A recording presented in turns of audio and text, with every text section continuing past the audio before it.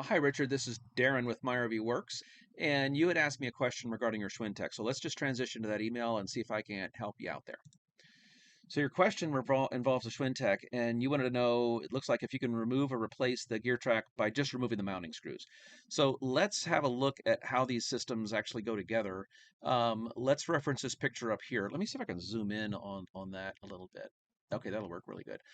So what I hear you calling the gear track, I think what Lippert would call that the gear rack. That would be this lower and this upper, actually they call it the upper gear rack and the lower gear rack. So I'm thinking based off of your question that you want to replace this and you're just wondering if you could just pop these screws out and slide the thing in. My quick answer to your question is no. And the reason for that is this picture right here. These gear racks are, I'm going to use the word enmeshed. They're kind of yeah, enmeshed is probably a good word because this bearing block has a shoe and a foot on it that is kind of locking itself in to the gear rack on the top of it, and then on the bottom they have this V roller that also locks the bearing block into the bottom of the gear rack. So much terminology. Oh my gosh, my head's spinning. Okay, so if I say something backwards, I didn't mean it. We're all looking at the same picture here. So you kind of have to slide it in from the end. Now, the only way to get enough slack, let's reference this picture. The only way to get enough slack, so if you took all these screws out along the top and along the bottom, you're still not going to be able to get it in there. Um, when I have replaced these gear racks, I have removed the entire H column to do that, and they have to be, I'll use the word timed. Um, where in other words, if I'm on tooth number one at the top, I need to be on tooth number one at the bottom, and that's usually done away from the RV when these things are kind of off on their own, on a picnic table between two ladders or something, to get them to be timed with each other. Depending on the spur gear and the torque shaft that they use will tell you a lot about how you time these things to get them synchronized. If you have the, I don't know, I'll call this the clover leaf, the aluminum shaft that's round with the four slots on it, I'll call that the clover leaf. The top of your spur gear will have an S. Just that it's you can't. It doesn't matter where that S is. Personally, I like to line my S's up. The S at the top and the S at the bottom. I'll take a little Sharpie marker and mark one of these little teeth right here and get it set up that way. But if you have the steel drive shaft, that's like a hexagon, I think is what that is. Hexa 6. I think it's a hexagon. I think. Trying to remember my Greek octal and all that. So if you have the steel drive shaft that has a hexagon on it, it is absolutely critically important that your spur gear, you'll see a match mark, a little dimple on the top of the spur gear, and you've absolutely got to make sure that the little notch on the top and the notch on the bottom are absolutely aligned.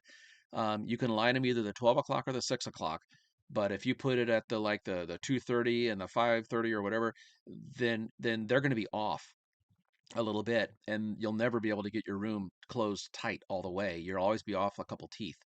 So that's why I'm saying if you're going to be replacing this lower gear rack or the upper gear rack, it's not enough just take the screws off and slide the thing out, slide the thing back in. And the reason for that is because they need to be perfectly timed with each other, perfectly aligned with each other. And the only way, the easiest way, I would say, to do that is to take this entire assembly off. Now for that, I do have quite a few videos. Obviously, you found us on our YouTube channel, so go to our playlist. The most recent one that we uploaded on Schwintek is the one where I'm fighting the yard sprinklers that are attacking me, trying to soak me. And so I didn't want to mess up the guy's yard and his timing, so I just kind of kept dodging the spray. But that one might help you a little bit. But anyway, so that's the information I want to get over to you is, so the short answer is no, you can't just, I mean, you got to remove all the screws, but you got to take the whole thing apart to get it timed just right. You got to get your eyeball on it and get it aligned. If you don't do those things, then you're just going to be fighting yourself because it's not going to be parallel the top and bottom racks and all that. So Could it be done? Probably. Like machinists could probably have all kinds of tips and tricks, but for us in the field, just take the thing off, set it up, put it back on, and you'll be good to go. So, hey, I hope that helps. Wasn't the exact answer you wanted, but that would be my best practice for you. So good luck with all that. We do have quite a few videos on the Schwintek on our playlist, so hopefully those will help you with understanding how the guts on the inside. So now also this document that I'm working on, that is from Lippert's support site. So you're going to go to lci1.com and it's going to bring you there. So anyway, right up here in the support, you're going to click support and then support documentation. And then you're going to cruise down here, all these documents until you get to slide outs right there. And then once you get to slide outs, open please. And then you're going to be the in wall. Lippert calls the Schwintek the in wall. So you're going to click on in wall. And this is the document that I was just referencing right here. But they also have components and manuals, and they have their own videos and technical information, etc. So that's where I was getting the manual from. Okay, well, I hope that helped. Good luck with your repair if that's what you're trying to do. We'll see you down the trail.